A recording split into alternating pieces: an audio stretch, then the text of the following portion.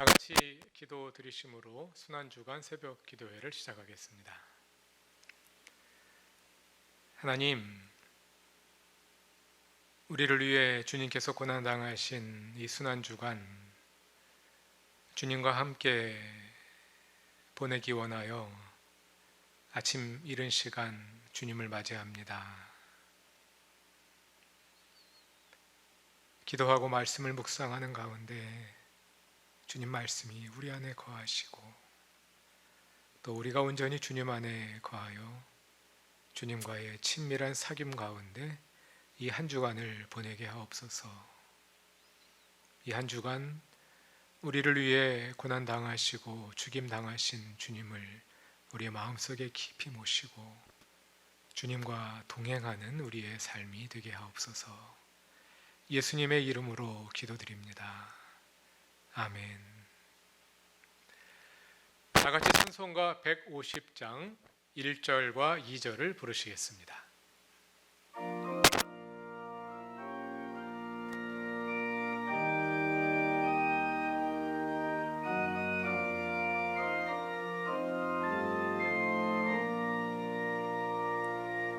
갈보리 산 위에 십자가 섰으니 주가 고난을 당한 표라. 험한 십자가를 내가 사랑함은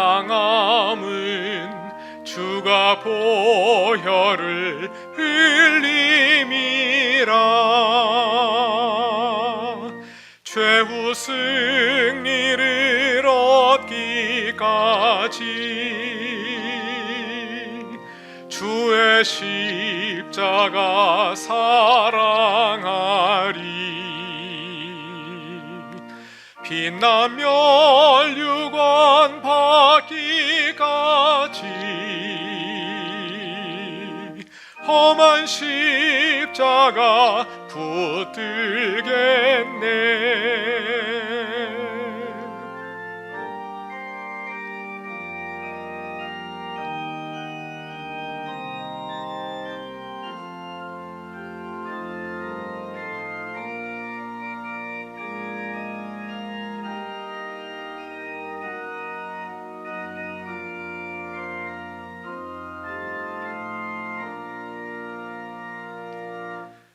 멸시천대 받은 주의 십자가에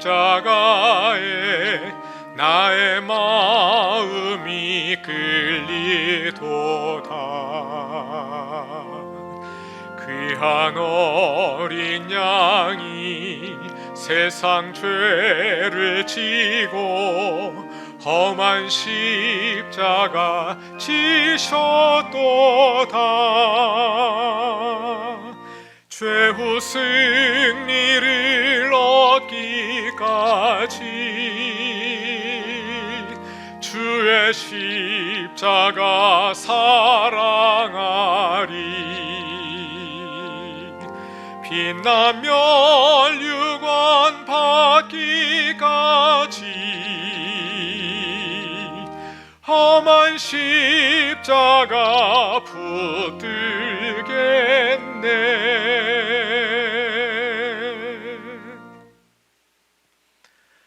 하나님께서 오늘 우리들에게 주시는 말씀은 신약성경 요한복음 12장 1절부터 8절까지입니다.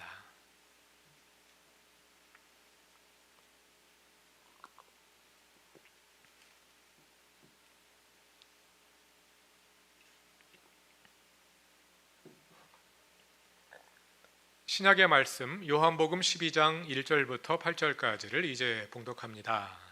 하나님의 말씀을 경청하십시오. 6월절 엿새 전에 예수께서 베다니에 가셨다. 그곳은 예수께서 죽은 사람 가운데서 살리신 나사로가 사는 곳이다. 거기서 예수를 위하여 잔치를 베풀었는데 마르다는 시중을 들고 있었고 나사로는 식탁에서 예수와 함께 음식을 먹고 있는 사람 가운데 끼어 있었다. 그때 마리아가 매우 값진 순 나드 향유 한 근을 가져다가 예수의 발에 붓고 자기 머리털로 그 발을 닦았다. 온 집안에 향유 냄새가 가득 찼다. 예수의 제자 가운데 하나이며 장차 예수를 넘겨줄 가룟 유다가 말하였다. 이 향유를 300데나리온에 팔아서 가난한 사람들에게 주지 않고 왜 이렇게 낭비하는가? 그가 이렇게 말한 것은 가난한 사람을 생각해서가 아니다. 그는 도둑이어서 돈자루를 맡아 가지고 있으면서 거기에 든 것을 훔쳐내곤 하였기 때문이다. 예수께서 말씀하셨다. 그대로 두어라. 그는 나의 장사날에 쓰려고 간직한 것을 쓴 것이다. 가난한 사람들은 언제나 너희와 함께 있지만 나는 언제나 너희와 함께 있는 것이 아니다. 아멘. 하나님께서 이 말씀을 통해 우리에게 은혜 주시기를 원합니다. 어제 종료주일과 함께 순환주간이 시작되었습니다. 오늘 함께 읽으신 요한복음 12장의 말씀은 우리가 함께 사용하고 있는 사순절 묵상집의 오늘 본문입니다. 또 지난 한 주간 소그룹을 통해 교우 여러분이 함께 묵상하셨던 말씀이기도 합니다. 이 사건은 사복음서에 다 기록되어 있습니다만 조금씩 차이가 있습니다. 그 가운데 지금 우리가 함께 읽고 있는 요한복음 본문은 다른 복음서들에 없는 정보를 전해줌으로써 이해를 좀 더 쉽게 하는 점도 있고요. 반면에 다른 복음서들보다 오히려 이해하기 더 어려운 점도 있습니다. 공관복음에는 이 여인의 이름이 나오지 않습니다. 요한복음에만 나오는데요. 이 여인은 마리아입니다. 막달라 마리아는 아니고요. 마르다와 나사로의 자매 마리아입니다. 그리고 요한복음은 이 사건을 죽었다가 살아난 나사로와 연결시킵니다.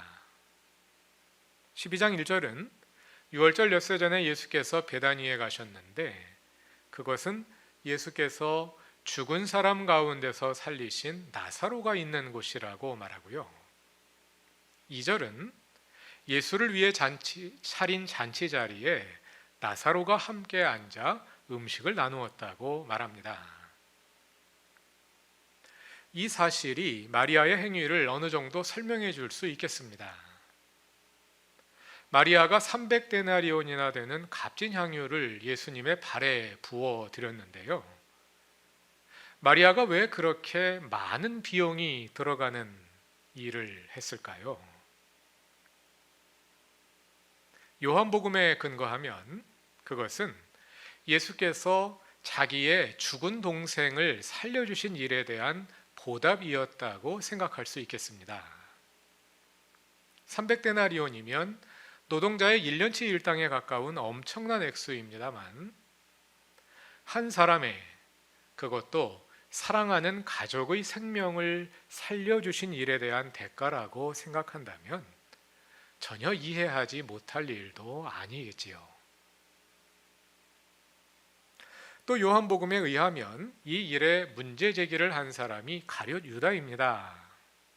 6절은 그가 가난한 사람을 생각해서가 아니라 그가 도둑이어서 딴 마음을 품은 것이라고 친절하게 설명해 줍니다. 그런가 하면 요한복음이 다른 복음서들보다 더 이해하기 어려운 점도 있습니다. 마태복음과 마가복음에 의하면 이 여인은 예수의 머리에 향유를 부었습니다. 향유는 원래 머리에 바르는 것입니다. 이 사건에서는 향유를 머리에 찍어서 바른 것이 아니라 머리에 바른 것이 아니라 통째로 부었다는 점에서 이례적이긴 합니다만 머리에 부었다는 점에서는 관습에 부합한다 할 수 있겠습니다. 그런데 요한복음을 보면 이 여인이 향유를 예수의 발에 붓습니다. 그리고는 자신의 머리를 풀어 예수의 발을 닦습니다. 자신의 머리를 예수의 발 밑으로 가져간 것입니다. 이것은 그 의미를 생각하기 전에 너무 충격적이기도 하고 망측하기도 하고 불가사의하기도 한 그런 행동입니다.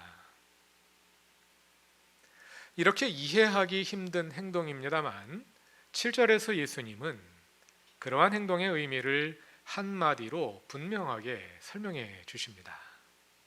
7절을 다 같이 읽어볼까요? 예수께서 말씀하셨다. 그대로 두어라. 그는 나의 장사날에 쓰려고 간직한 것을 쓴 것이다. 이렇게 본문은 이 사건의 의미를 분명하게 전달해 줍니다. 예수님의 장사날에 쓰려고 간직한 것을 쓴 것이다. 예수님의 죽음을 미리 준비한 것이라고 말이지요. 그러나 본문을 읽는 우리의 입장에서는 분명하면서도 여전히 모호합니다. 질문들이 생겨납니다. 마리아는 예수님이 돌아가실 것을 어떻게 알고 예수님 장례에 쓰려고 준비한 향유를 지금 쏟은 것일까요? 그리고 마리아는 왜 예수의 죽음을 기린다면서 자신의 머리를 풀어서 예수의 발을 닦은 것일까요? 복음서의 다른 본문들을 참조하여 그것을 설명해 볼 수 있겠습니다. 그 설명은 목요일에 임대봉 전도사님이 해주실 것입니다. 저는 오늘 이 여인의 행동을 설명하기보다는 조금 다른 관점에서 접근해 보고자 합니다. 신약성경을 보면 예수와 이심전심하며 선문답 같은 대화를 나누는 사람들이 있습니다. 하나는 예수의 어머니 마리아입니다. 가나의 혼인잔치에서 술이 떨어지자 마리아가 예수께 그 사실을 알립니다. 그랬더니 예수님은 여자여 그 일이 나와 무슨 관계가 있습니까? 하면서 발을 빼시려 합니다. 그러나 마리아는 일꾼들에게 무엇이든지 그가 시키는 대로 하라고 말하고 예수님은 물로 포도주를 만드십니다. 아까는 발을 빼시는 것 같았는데 말이죠. 예수와 어머니 마리아 사이에는 표면적으로 드러나지 않는 이심전심이 있었던 것 같습니다. 둘째 사례는 수로보니게 여인입니다. 수로보니게 여인이 예수께 나와서 자신의 위독한 딸을 살려달라고 간청합니다. 예수님은 자녀에게 줄 빵을 개에게 줄 수 없다며 거부하십니다. 마태복음에서는 그에 더하여 나는 이스라엘의 길 잃은 자들에게 보냄받았다. 그러므로 이방인 상대 안 한다. 이렇게 말씀하십니다. 그러자 그 여인은 상 아래에 있는 개들도 부스러기는 얻어먹는다고 응수합니다. 그러자 예수님이 앞에서 말씀하셨던 입장을 바꾸셔서 여인의 딸을 고쳐주십니다. 이 여인이 예수를 변화시킨 걸까요? 여기에도 표면의 대화만으로는 다 이해할 수 없는 이심전심이 있었던 것 같습니다. 오늘의 본문은 제가 발견한 셋째 사례입니다. 예수의 어머니와 동명이인인 마리아와 예수님 사이에는 우리가 다 알아채기 어려운 그들만의 이심전심이 있는 것 같습니다. 그래서 우리가 한편으로는 그 무언의 소통을 이해하기 위해, 설명하기 위해 노력하면서 동시에 다른 한편으로는 우리도 말과 생각을 그치고 예수님과 그렇게 이심전심하기를 소망하면서 예수님과의 그 신비한 하나됨을 사모하고 그것을 추구해 보는 것도 좋을 듯합니다. 순환주간이 시작되었습니다. 우리를 죄의 지배로부터 구원하시기 위해 십자가의 죽음을 선택하신 예수를 바라보며 우리도 말없이 예수님의 그 마음 속으로 들어가 보면 어떨까요? 우리가 예수님의 마음 속으로 들어가기 위해서는 먼저 예수님이 우리 마음 속에 들어오셔야 합니다. 예수님의 말씀이 우리 안에 거하고 우리가 예수님 안에 거해야 합니다. 그렇게 하여 예수께서 우리 안에 들어오셔서 그는 나와 더불어 먹고 나는 그와 더불어 먹는 그러한 친밀한 사귐이 이루어져야 합니다. 코로나 방역을 위한 물리적 거리두기가 사회적으로 계속되고 있습니다. 이 거리두기를 우리 신앙의 기회로 삼아보는 것도 좋겠습니다. 우리의 분주한 일상을 떠나 마음속의 외딴 곳에 고요히 자리 잡고 주님과 친밀한 사귐의 시간을 만들어 보는 이 한 주간 순환 주간이 되시길 바랍니다. 우리의 마음을 기대하시고 우리의 마음 가운데 거하시는 예수 그리스도의 은혜가 사랑하는 모든 교우들과 함께 있기를 바랍니다.